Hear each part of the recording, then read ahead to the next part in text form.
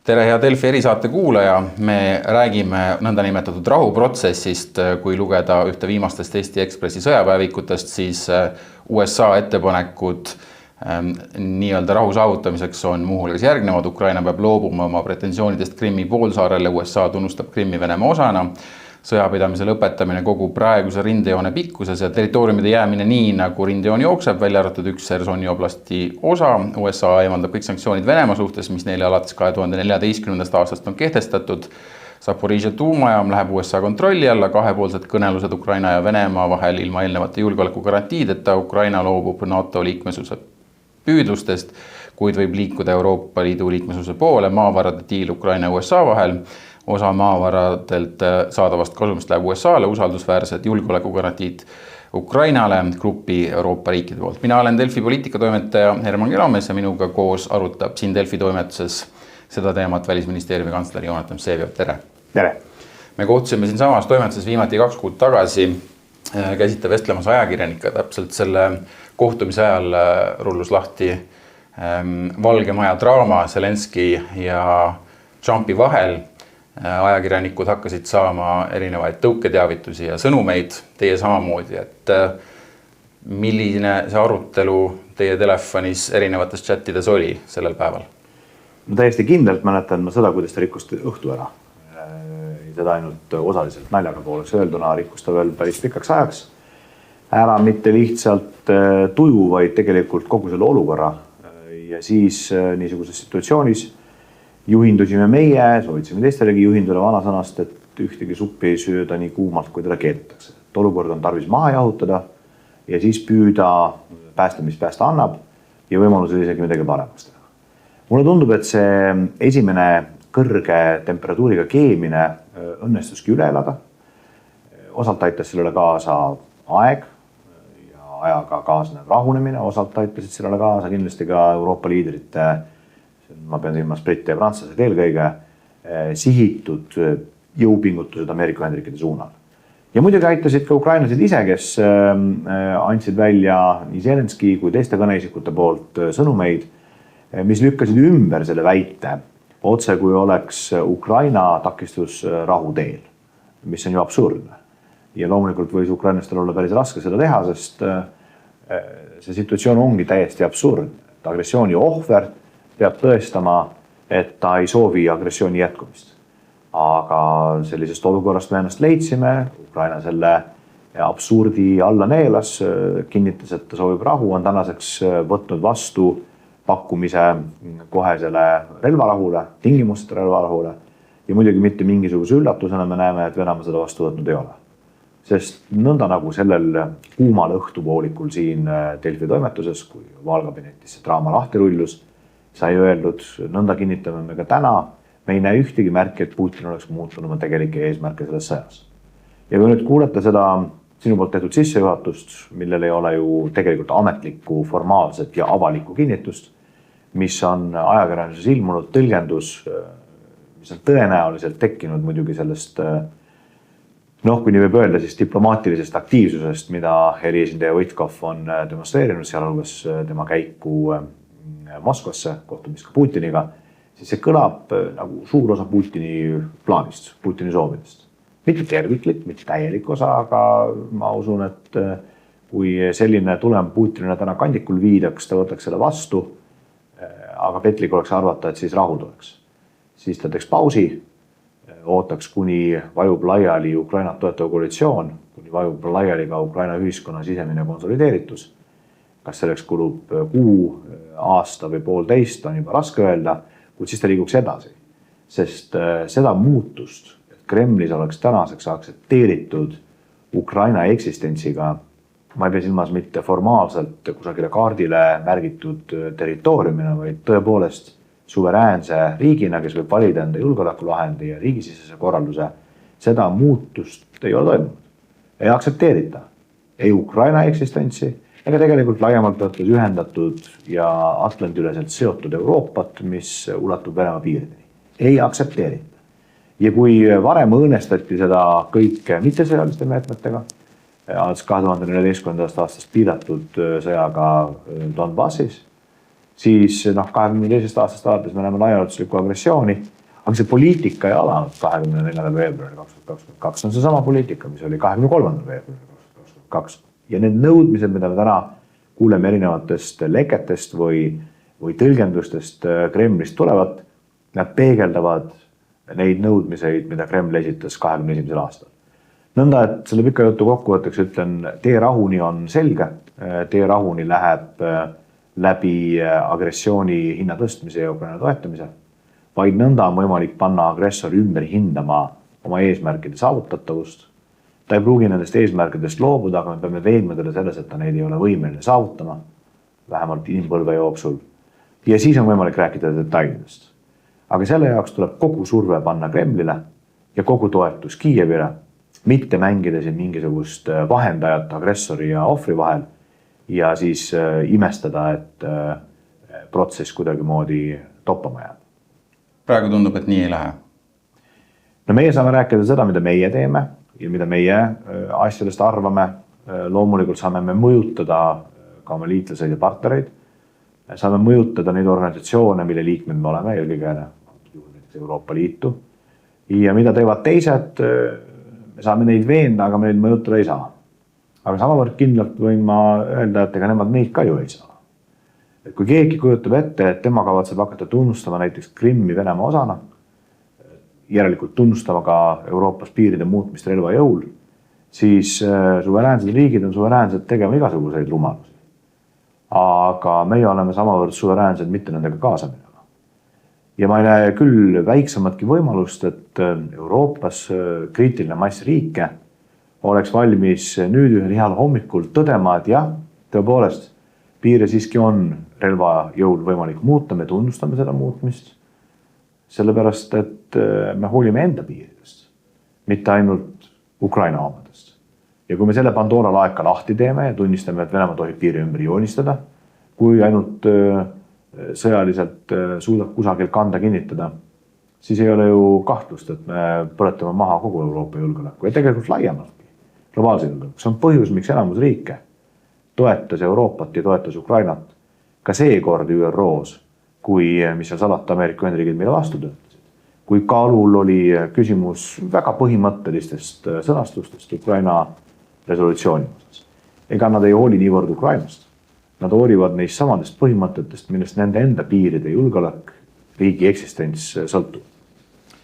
Kas me võime vähemalt nii palju tunnistada, et see sama soovimatus jõuga piiride muutmist tunnustada, mis on Euroopas, Washingtonis on see põhimõte vist kokku vajunud. Miks ma küsin, Zelenskõi viitas siin ka 2018. aasta nii-öelda Krimmi deklaratsioonile, mille väljastas Trumpi esimesel ametiajal tema riigisekretär Mike Pompeo seal USA kinnitab oma poliitikat mitte tunnustada Krimmi. Seal viidatakse muu hulgas 1940. aasta juulikuu Wellesi deklaratsioonile, milles USA kinnitab, et ta ei tunnusta Balti riikide okupeerimist. Et see sama, mis meil Euroopas ikkagi veel kestab, nagu sa ütled, USAs on see kokku vajunud. Mulle jääb selline mulje. Mis on väga huvitav just selles viimase aja säutsus, mida president Zelenskõi tegi, tõepoolest seal on see mitte lihtsalt viide, seal on otsene foto või siis tsitaat sellest toonasest USA avaldusest ja tõepoolest väga huvitaval kombel see toonane avaldus teeb otsese viite Wellesi deklaratsioonile ja kes ei tea, siis Wellesi deklaratsioon väga olulisena sõnastas USA poliitika, mis ei kestma kogu külma sõja vältel, milles nad ei tunnustanud Balti riikide ebaseaduslikku okupeerimist ja annekteerimist Nõukogude Liidu poolt. Nüüd, kui tagasi vaadata sellele Wellesi deklaratsioonile, siis võib tunduda, et see oli algusest peale ja läbi kogu selle külma sõja perioodi universaalselt aktsepteeritud printsiip, aga ei olnud. Tema väljakäimine nõudis toonaselt asevälisministri Wellesilt üksjagu kavalust ja poliitilist julgust. Ja külma sõja vältel oli korduvad perioode, kus erinevad väga mõjukad ringkonnad, ka administratsioonid, tegelikult üritasid sellest deklaratsioonist moel või teisel taanduda. Aga demokraatlikes ühiskondades, nõnda nagu Ameerika Ühendriikides, on alati igasuguseid erinevaid arvamusi, võib ka tekkida turbulents, kuid lõpuks Wellesi näitel õnnestus paljuski kongressi toega seda printsiipi alles hoida. seal mängisid oma kriitilist rolli ka Balti pagulasorganisatsioonid, teised kodanikuühiskonna liikumised, mis veensid oma rahvaesindajaid, kes siis omakorda seisid vastu selle põhimõtte jalge alla tallamisele. See on demokraatia eelis. Ta võib-olla on aeglasem, aga ta on ka aeglasem vigu tegema.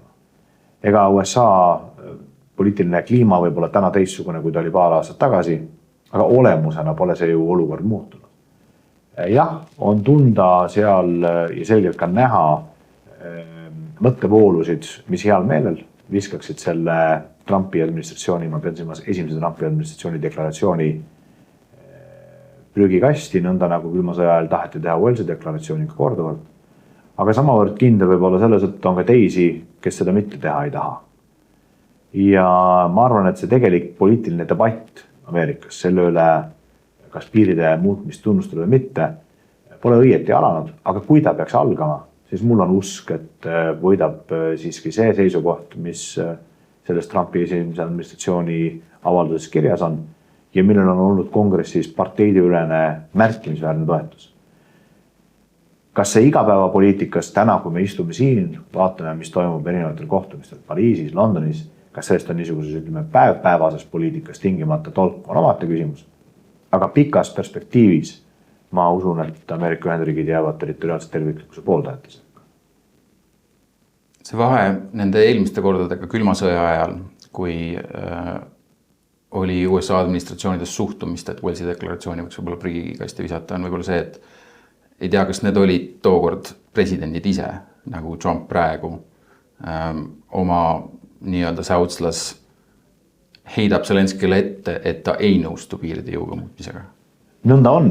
Aeg on loomulikult turbulentne, täiesti objektiivselt, ka keeruline. Aga mõnikord ma mõtlen, et mida kõike me arvaksime täna teisiti, kui oleks 30. või 40. aastatel Southsla eksisteerinud, kus siis Chamberlainid ja Churchillid omavahel debatti pidanud oleks ja Hitlerid, Stalinid oma mõtteid igapäevaselt pildunud oleks.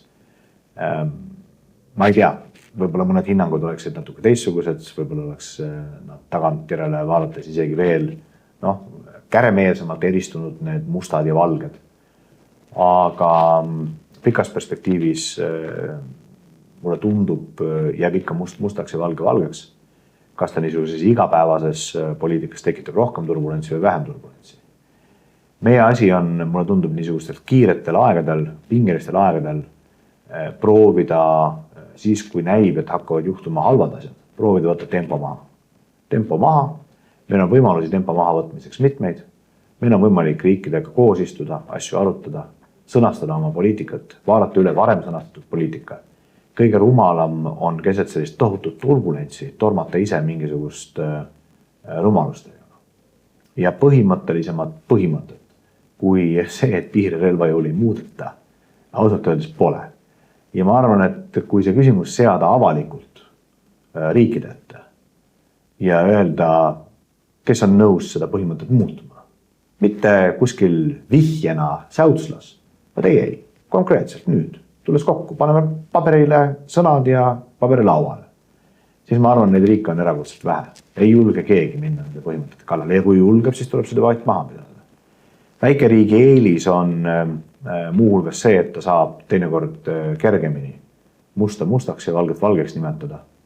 Sest nõnda nagu Island 91. aastal, meid esimesena tunnustades, on ta vabam kõikvõimalikest keerukatest ja käsijalgu siduvatest konsideratsioonidest, majanduslikud, geopoliitilised ja muud.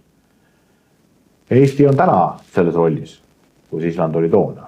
Me oleme vaba riik, me oleme oma suurust arvestades väga mõjukas riik, me kuulume NATO-sse, me kuulume Euroopa Liitu, meie inimesed töötavad igasugustes kõrgetes ametites, nii Euroopa Liidus alates Kaja Kallasest lõpetades kõikvõimalike NATO ameti kohtadega. Me peame lihtsalt õigel hetkel otsustama häält teha nõnda, et me seda hääle tegemise fakti ennast ei devalveeriks. Jah, räägime nüüd lähemast 2 kuust, hakkame algusest pihta, et täpselt 2 kuu pärast täna algab Haagis NATO tippkohtumine. aga veel enne juba umbes nädala pärast saab Valgemaja peremehel 100 päeva täis. Ta ütleb, et diil on lähedal. Vaevalt, eks? Ma ei tea, mida ta silmas peab. Kui silmas pidada õiglast ja püsivat rahu, siis ma ei ole täheldanud, et Putin oleks oma kurssi lähipäevadel muutmas.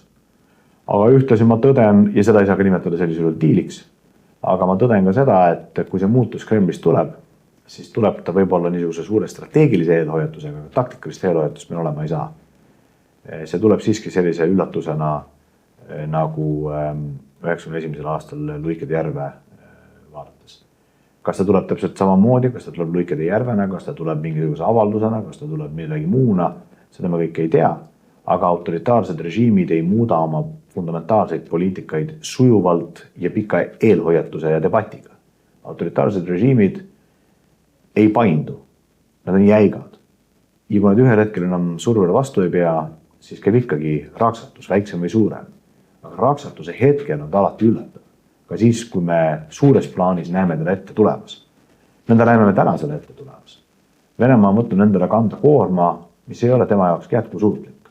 19. sajandi stiilis maismaa impeeriumit üleval pidada, olles selle tõttu konfliktis, mitte ainult läänemaailmaga, vaid suure osa maailmast, see ei ole sellele riigile jätkusuutlik. Ühe hetkel see raksatus tuleb. Kas ta tuleb homme, nädala pärast või 2 nädala pärast, ma ei tea, aga ma olen üpris kindel, et sellisel juhul ei ole tegemist diiliga. Nii et ma arvan, et õiglast ja püsivat rahu tuleb meil veel natukene oodata. Millest mõned väljaanded selle diili puhul kirjutavad näiteks.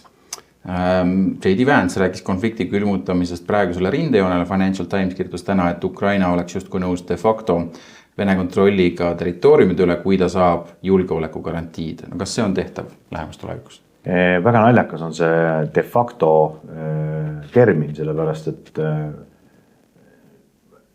sellest on väga keeruline aru saada. Mis see tähendab, on nõus de facto kontrolliga. De facto tähendabki seda, et faktiliselt nõnda on. Faktiliselt on Eestis talvel külm. See on de facto. Ja kas sina ja mina sellega oleme nõus, et nõnda on, no see on mingit tähtsust. On nõus lõpetama sõdimise nende tagasisaamise nimel, ütleme nii. Lõpetame maja kütmise vastu seisma talve külmusele on siis see mõte. Ja see lähtub arusaamisest, et külmutatud konflikt, sisuliselt nõnda võib öelda, mis 23. veebruaril 2022 seal eksisteeris, puhkes leekidesse sellepärast, et Kiiev otsustas mingisugused aasiad tagasi võtta. No ei ole see ju nõnda. See niinimetatud või niivõrd kuivõrd külmutatus muutus mitte külmutatuseks sellepärast, et Venemaa saatis kogu oma konventsionaalse väe Kiievit, Harkivit, Odessat ja teisi linnu ära võtma. Nii et ikka ma ütlen, ei ole tarvis mitte nõuda Ukrainal mingisuguseid nõustumisi. Nõustumisi tuleb nõuda Putinilt. Ja Putin peab andma ka need garantiid, et tema nõustumised seda puhku ei ole palju saanud. Ja loomulikult olukorras, kus ta on usalduse täielikult hävitanud enese vastu, siis ei piisa lihtsalt Venemaa poolsetest kinnitustest, et me enam ei tee, et seda saaks uskuda ja usaldada. Tarvilik on nõnda nagu ka pärast teist maailmasõda, nõnda nagu ka pärast külma sõda, tarvilik on rahvusvahelise konstruktsiooni loomine, mis Ukrainale julgeoleku, majandusliku ja poliitilise jätkusuutlikkuse garanteeriks. Ukrainlased saavad perspektiivis tulevikus olema üks Euroopa edukamaid riike, vaadates nende potentsiaali, kui nad aidata siit nüüd jalule ja aidata jalule nõnda, et nende ühiskond, nende poliitika, nende majandus tõepoolest euroopalikele alustele õnnestuks panna ka rahu tingimustes. See rahu ei saa olema iseenesest mõistetav. Endale tuleb alguses hoida mitte ainult ukrainlaste kätte, vaid rahvusvahelise toega. Ja see on põhjus, miks me oleme rääkinud, et küsimus Ukraina puhul ja Euroopa julgeolekul laiemalt ei ole pelgalt selles, millal lõpetavad kahvurid rääkimise, vaid ka selles, mida me teeme pärast seda. Millisena me kindlustame selle rahu. Parim garantii julgeolekule, poliitilisele stabiilsusele ja majanduslikule jätkusuutlikkusele on NATO ja Euroopa Liidu liikmesus. Me ütlesime seda eile, me ütlesime seda täna, me ütlesime seda homme, me usume sellesse, me teame seda. Meil on selle kinnituseks tuua näiteid hiljutisest ajaloost, kus 100 miljonit kesk- ja eurooplast liikusid ühest kohast teise kohta peaasjalikult selle tõttu, et NATO ja Euroopa Liidu raamistik kõigepealt andis motivatsiooni ja hiljem andis selle turvalisuse. ega see Ukraina puhul oluliselt kergem olema ei saa. Võib-olla isegi märkimisväärselt keerulisem, riik on ka ühtlaselt purustatud. Aga nõnda nagu meie puhul üleöö NATO-t Euroopa Liitu ei laienda, kuid neid garantiisid oleks Ukrainale tarvilik loomulikult anda kohe. Ja olukorras, kus Putini sõna selleks garantiiks olla ei saa, ja olukorras, kus Ameerika Ühendriigid on selgelt öelnud, et nad ei taha selles kõiges juhtrolli mängida, on ju täiesti selge, et kas Euroopa astub sammu edasi ja võtab enda kanda suurema osa sellest koormast või lepime me sellega, et me kaotame kas A sõja või B rahu. Tulemused oleksid samasugused. Ja need tulemused ei ole meie julgeolekule, Euroopa julgeolekule laiemalt aktsepteeritavad. Niisugust lootust, et äkki relvad vaikivad ja me saame tegeleda millegi muuga. See lootus on petlik. See on ebaadekvaatne. See on võib-olla võimalik mingisugusele kaugele saareriigile või riigile, kes kujutab end tulevikus täielikult Euroopa asjadest isoleeritud olevat. Aga Euroopa riigile see mõeldav ei ole. Me ei pruugi tahta tegeleda selle kõigega, aga siis tegeleb see kõik meiega. Ja seda me ei taha. Nii et kui riigisekretär Marco Rubio ütleb, et kui diili peagi ei sünni, on USA valmis edasi liikuma. Mida see tähendab? Ma ei tea, mida ta selle all mõtles. Seda tuleb küsida muidugi ameeriklastelt. Aga ma võin öelda, kuidas selline lause, võib-olla tõesti kontekstist välja rebituna, kuidas selline lause mõjub. Ja see lause mõjub teatud mõttes surveavaldusena. Aga surveavaldusena mitte Venemaale, vaid Ukrainale. Sest ära jalutamine, USA ei ole olnud siiamaani selles situatsioonis kohtuniku rollis või kõrvaltvaataja rollis. USA on olnud väga oluline Ukraina toetaja. Mitte ainult poliitiliselt, vaid ka praktiliselt. Sõjaline abi ja kogu muu USA toetus. Alates tegelikult 24. veebruari eelsest ajast 2022. Nii et kui nüüd see üks olulisemaid toetajaid ütleb, et ta jalutab minema, siis seda on väga raske tõlgendada või mõista kuidagi teisiti, kui et ta ütleb, et ta lähiajal selle toetuse võtab ära või selle toetust vähendab. Selline asi kindlasti Kremli ei survesta. See survestab ju Kiievi. Aga kas see on ka nende taotlus, kui nad niisuguseid sõnumeid ütlevad, või on see lihtsalt kontekstist välja revitud või on see ebaõnnestunud kommunikatsioon? Ma ei oska öelda, ma ei taha seda öelda, pole minu asi seda hinnata. Küll aga on meie asi eurooplastena kindlustada, et kui selline mulje on tekkinud, et siis meie suudaksime seda tasakaalustada selle sõnumiga, et Euroopa peab järelikult astuma sammu edasi, tegema rohkem ja kiiremini. Kui ma nüüd reisin 2 kuu pärast NATO tippkohtumisele ja kohe pärast seda olen Brüsselis Euroopa Ülemkogul, seda kõike kuulates, neid lugusid lugedes tekib aimdus, et seal Haagis saab korraliku tulevärki näha ja Brüsselis hiljem tuleb ju ka sanktsioone pikendada.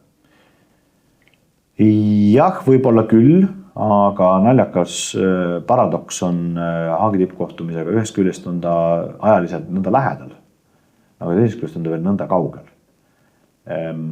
Lugedes kokku neid tunde, mis on jäänud tippkohtumiseni, on tõesti neid jäänud üsna väheks. Aga vaadates neid sündmuseid, mis me võime üsna kindlalt ennustada, meid ees ootavad veel enne Haagi tippkohtumist, mis võivad täielikult mõjutada seda, kuidas see tippkohtumine kulgema saab, siis neid on päris palju. Sa nimetasid sanktsioone, loomulikult kõik need kõnelused, mis täna toimuvad kolmnurgas Venemaa, Ukraina, USA, Euroopa julgeoleku garantiide väljatöötamise protsess brittide ja prantslaste juhtimisel, Euroopa kaitsekulude suurendamise dünaamika, kus tegelikult on ju positiivseid uudiseid tulnud praktiliselt iga nädal. Ameerika kaubandussituatsioon, kus tariife pannakse, siis võetakse, üldine olukord on ebakindlalt, pigem turbulentne. Nii et väga palju asju, mis võivad juhtuda, väga palju vett, mis võib veel enne Haagi merre voolata ja seda Haagi tippkohtumist mõjutada. Ma ei ole üldse mures selle pärast, et meil veel ei ole täpselt teada, millega see Haagi tippkohtumine lõpeb, millise tulemiga sealt liidrid väljuvad. Seda ei ole tavaliselt või peaaegu kunagi, sest konsensus on meie kõige eesmärk, aga siiski koosoleku lõpuks, mitte tema alguseks. Mäletame ka seda kuulsat Vilniuse tippkohtumist näiteks või varasemad tippkohtumisi. No seda teatavat niisugust segadust ja pinget jätkus seal kuni tippkohtumise peaaegu et lõpuni. muidugi praegune olukord on üldine olukord, see on laiem, selle ümber on veel kõvasti pingelisem ja turbulentsem, mistõttu on ka seda ärevust Haagi ümber rohkem, aga iseenesest see, mis toimub, ei ole kuidagi üllatav. Ja Euroopa Ülemkogu, jah, tõesti, et see on näis, neid ülemkogusid võib muidugi erakorralisena kokku kutsuda, aga praeguse teadmise kohaselt see juuni ülemkogu on see, kus peaks Euroopa Liit otsustama muuhulgas oma sektoraalsete sanktsioonide pikendamise, erakorraliselt kaalukas otsus. Aga vähemalt samaväärsena on meil ju vaja murda Ungari veto Euroopa Liidu laienemise küsimuses, kus samuti küsimus ei ole täna, et me otsustaksime Euroopa Liitu laiendada, küsimus on, et me otsustame neid järgmiseid neist lugematutest sammudest, mis on tarvis astuda teel liikmesuse suunas. Neid on tõesti lugematu hulk. Ja nende astumiseks ei ole kahjuks piisav Ukraina-poolne kõikide nõuete täitmine ja täielik poliitiline pühendumus, vaid selleks on tarvis ka Euroopa Liidu vastavat otsust. Jah, nüüd tõesti on see samm astutud. Ja see otsus on ära võetud pantvangi. Ja pantvangi mitte sellepärast, et üks liikmesriik arvaks erinevalt kõigist ülejäänutest, et siiski on siin mingisugused asjad tegemata, vaid see liikmesriik on võtnud nõuks ühe kahepoolse küsimuse oma vähemusrahvuse õigused Ukrainas vähemalt vormiliselt muuta selleks põhjenduseks, miks nad ei lase edasi liikuda protsessil, mida tegelikult on Euroopa Liit kogu aeg toetanud. Ja, no nii, aitäh Jonatan Vseviov, teil jätkub kõvasti tööd teie majas, meil ka siin majas. Aitäh Delfi kuulajad, katsume kõik vahepeal ka tavapärast elu edasi elada ja jälgige ikkagi meie portaaliga. Kohtumiseni.